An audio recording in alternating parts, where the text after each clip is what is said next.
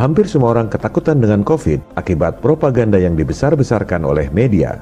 Tiap hari, semua media mengutip jumlah korban terinfeksi dan kematian akibat COVID. Seharusnya, media-media juga melakukan investigasi dan komparasi sendiri untuk memberi informasi yang lebih mencerahkan bagi publik. Mari kita gunakan data-data yang dipublikasikan oleh organisasi-organisasi elit. Kita gunakan data mereka untuk memukul mereka sendiri. Dalam seni bela diri, ini disebut jurus pinjam tenaga lawan. Kita gunakan data-data jumlah kematian tahun lalu dari PBB, Worldometer, The Lancet Infectious Diseases, dan WHO.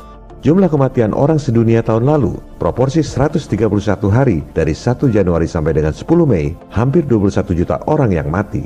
Jumlah kematian akibat kanker tahun lalu, pada periode yang sama, 3 juta orang. Kematian akibat HIV atau AIDS, 616.000 orang. Akibat diare, 586.000 orang. Akibat TBC, 530.000 orang. Akibat malaria, 359.000 orang. Akibat COVID-19 disebut 280.000 orang. Artinya, dari 100 orang yang mati di seluruh dunia, cuma 1 orang yang mati karena katanya terinfeksi COVID. Itu pun hasil tesnya 80% meleset. Bukan karena PCR-nya, tapi karena nggak ada acuan ilmiah yang disebut gold standard.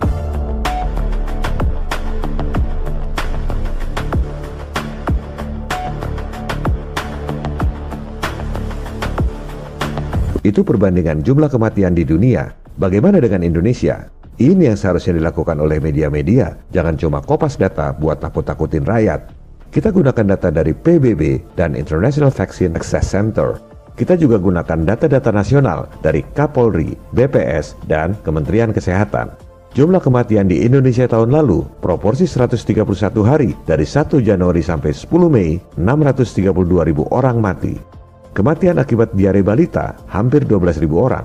Akibat kecelakaan lalu lintas 8.400 orang. Akibat HIV atau AIDS 1.600 orang.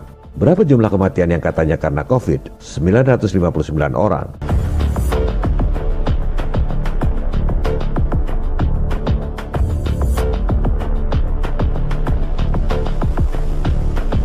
Bukan kita mengecilkan para korban, bukan kita tak berempati. Tapi, kita harus lihat dalam konteks secara keseluruhan.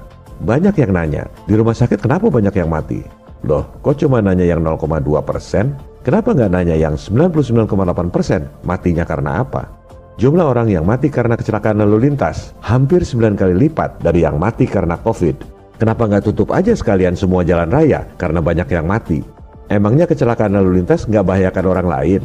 Kenapa bukan mobil-mobilnya aja yang disuruh social distancing supaya nggak ada tabrakan?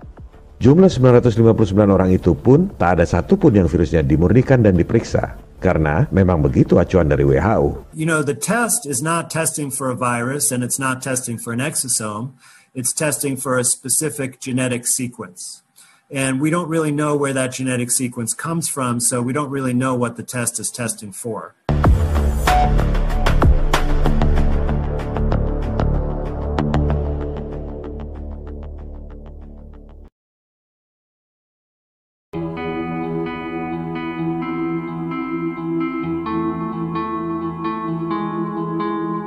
Berikut adalah kesimpulan yang akan saya tulis di layar agar bisa di-capture dan sebar lewat medsos. Sebab, menurut saya, ini adalah temuan yang luar biasa dari Dr. Kaufman.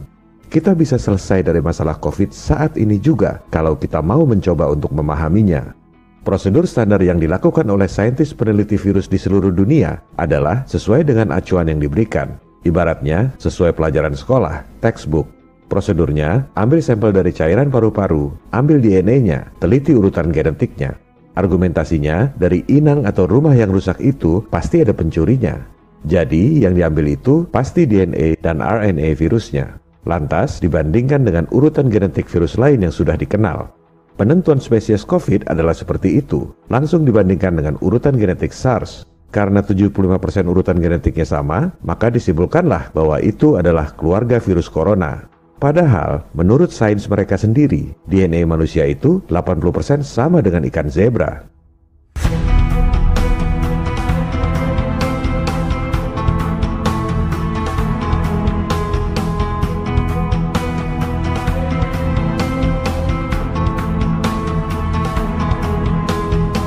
Yang disampaikan oleh Dr. Kaufman adalah sampel itu ibarat tong sampah yang isinya banyak. Kalau virusnya nggak dimurnikan dulu, gimana kita tahu bahwa yang diambil itu DNA dan RNA virus? Yang diambil justru DNA eksosom, karena baik ukuran, berat, dan bentuknya sangat mirip dengan virus. Dampak dari penelitian tanpa dimurnikan dulu virusnya adalah, virusnya malah jadi tidak teridentifikasi, acuan tes pasti meleset, jumlah korban seolah menjadi banyak, dan vaksin juga salah sasaran. Mau matikan virus, yang dimatikan malah eksosomnya yang sedang membantu mematikan racun. Ini sebenarnya bukan cuma acuan buat COVID, tapi sudah dilakukan sejak tahun 2003. Bahkan, penelitian virus SARS dan MERS juga prosedurnya seperti itu. Coba Anda cek, SARS dan MERS sampai sekarang nggak ada vaksinnya. Cuman nggak dipublikasikan aja. Yang dipublikasikan sehingga terkesan mengerikan adalah HIV. Nggak ada vaksinnya, karena virusnya katanya bermutasi terus. Ada virus yang seperti X-Men, terus bermutasi. Tentu sangat mengerikan. Sebenarnya, tahun 2003 itu ada peneliti HIV yang sangat kredibel di Johns Hopkins University bernama Profesor James Hildreth. Dialah yang pertama kali mengungkap bahwa yang dikira virus HIV itu sebenarnya eksosom. Makanya selalu berubah dan nggak bisa dikasih vaksin, karena eksosom itu memang selalu berubah sesuai kadar racun yang ada di dalam tubuh. Ini juga bisa terjadi pada COVID.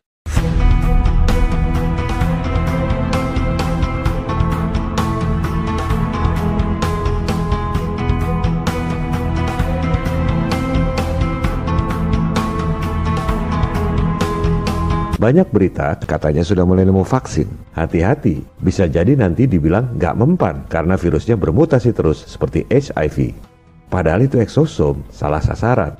Ini semua karena acuannya, ibaratnya karena pelajaran sekolahnya memang mengajarkan begitu.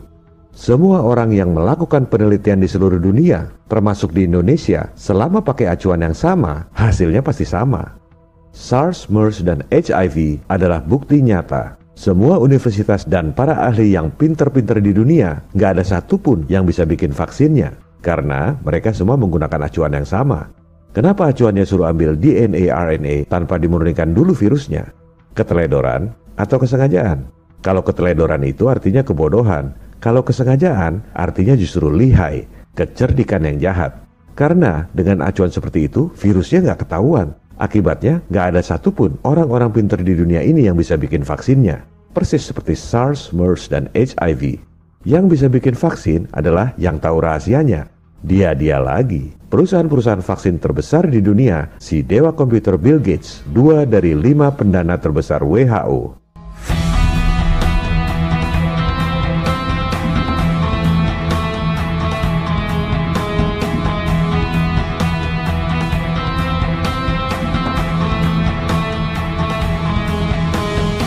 Semua orang yang ngerti software pasti tahu bahwa di dunia komputer itu yang bikin virus adalah perusahaan antivirus. Virus komputer kan bukan makhluk hidup, tapi selalu ada virus baru, supaya yang sudah beli antivirus pun harus selalu beli update yang terbaru. Soal kesalahan acuan prosedur ini sebenarnya banyak yang tahu di Amerika, tapi siapa yang berani ngomong? Jadi kuncinya bukan pendapat dokter, tapi dokter mana yang berani melawan WHO. Interview Dr. Kaufman ini panjang, sekitar 2 jam. Masih bisa Anda saksikan di londonreal.tv. Materinya menjadi sangat bermutu karena hostnya juga orang pinter. Brian Rose, mantan jagoan Wall Street, alumni MIT, sama-sama Dr. Kaufman. Jadi, interviewnya sangat fruitful. Mereka juga bahas bagaimana Dr. Kaufman diperingati oleh rekan-rekannya sesama dokter.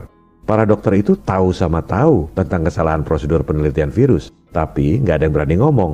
Dr. Kaufman cerita, para dokter itu kan punya keluarga, punya anak, punya kredit bank yang harus dilunasi. Mereka sebenarnya tahu sama tahu, tapi terganggu dengan Dr. Kaufman yang terlalu vokal, outspoken istilahnya. Dr. Kaufman ini bukan cerita masalah yang bikin orang takut, sebaliknya dia justru kasih solusi. Ini solusinya. Sebenarnya itu nggak berlawanan dengan acuan WHO, malah nambah prosedur, murnikan dulu virusnya. Kalau ini dilakukan, mungkin bukan cuma COVID yang ketemu vaksinnya. Bisa jadi virus-virus lama yang nggak ada vaksinnya itu, SARS, MERS, dan HIV, jadi ketemu vaksinnya.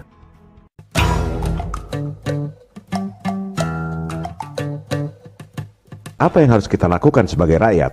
Pertama, yakinkan diri Anda sendiri, COVID-19 tak seseram propagandanya.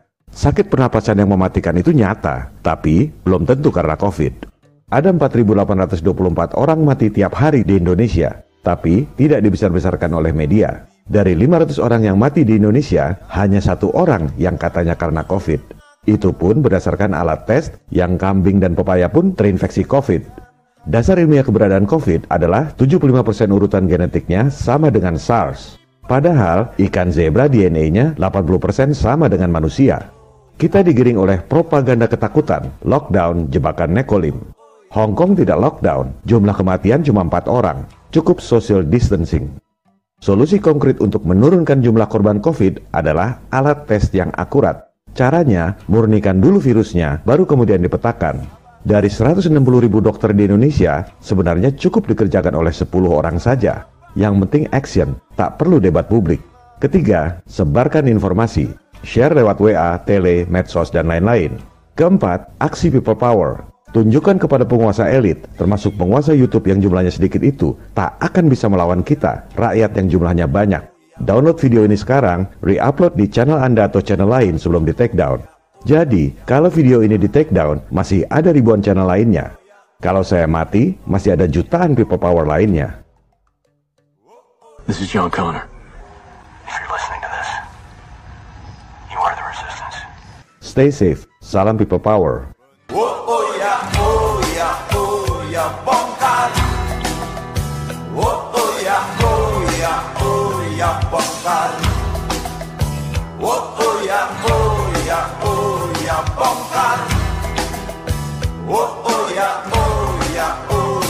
Bongkar.